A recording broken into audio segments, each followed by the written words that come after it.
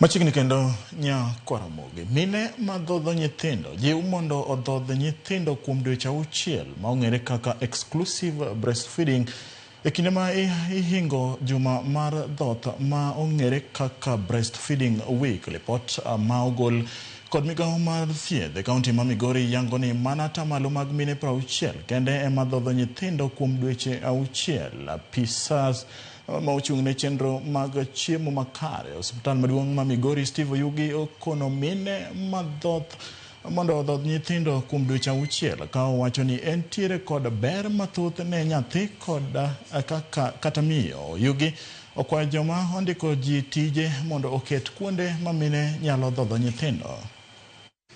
Migawo mar thieth dwaro ni wabedo gi atamalo moingo 80 kadhi mbele. Koro mano nyiso ni pod okwan maber.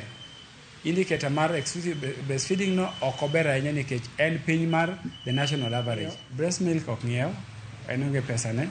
Mar adek, breast milk bende en chanjo mokwongo ma nyathi yudo. En gi nutrients ma nyathi dwaro kendo gibedo digested mayot. Nyathi mobedo exclusive breastfed kuom dweche 6 mokwongo ok obi bedo gi tuoche moko mwaluongo ni upper respiratory tract infections.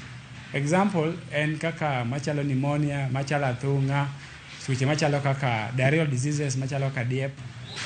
Dhi maiga ni ma wacho ni prioritized breastfeeding create sustainable support system en ni ng'ato ka ng'ato nigi tich mare.